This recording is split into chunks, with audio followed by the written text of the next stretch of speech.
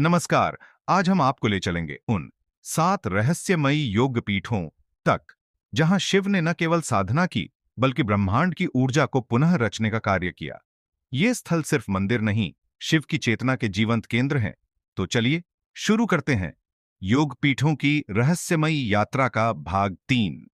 योगपीठ 1, कालेश्वर योगपीठ, अमरकंटक, मध्य प्रदेश।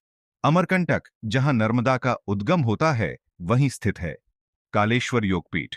कहते हैं यहां शिव ने काल को वश में कर त्रिकाल ज्ञान प्राप्त किया था। यहां की भूमि काली है और शिवलिंग प्राकृतिक रूप से उभरा है।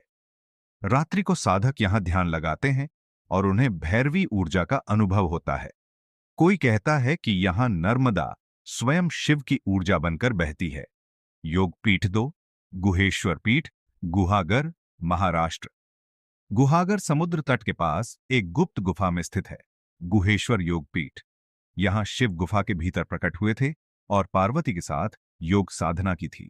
स्थानीय जन मानते हैं कि यहां हर अमावस्या को गुफा के भीतर से तंत्र ध्वनि आती है। मंदिर बहुत छोटा है, लेकिन इसकी ऊर्जा गहरी और भीतर तक असर करती है। योगपीठ 3, अश्मेश्वर योगपीठ, वाराणसी, उत्तर प्रदेश। काशी के एक गुप्त हिस्से में स्थित है अश्मेश्वर पीठ, जिसे पत्थर में समाये शिव कहा जाता है। यहां शिवलिंग धरती के भीतर धंसा हुआ है और माना जाता है कि यह हर शताब्दी में थोड़ा और नीचे चला जाता है। सिर्फ सिद्ध साधकों को ही इसकी सच्ची शक्ति का अनुभव होता है। इस स्थान की विशेषता यह है कि ध्यान करते ही एक कंपन शरीर में महसूस होता है। योगपीठ 4, जामवंत पीठ, गिरनार, गुजरात। यह योगपीठ ऋषि जामवंत की गुफा के पास स्थित है। यहां शिव ने मौन तांडव किया था, जहां कोई ध्वनि नहीं, सिर्फ कंपन उत्पन्न हुआ था। यह स्थल अब भी झाड़ियों और पत्थरों में छिपा है, पर हर पूर्णिमा को वहां दीपक जलते हैं, बिना किसी व्यक्ति के।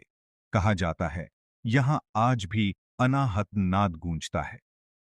योगपीठ 5, तंत्रपीठ, असम के जंगलों में।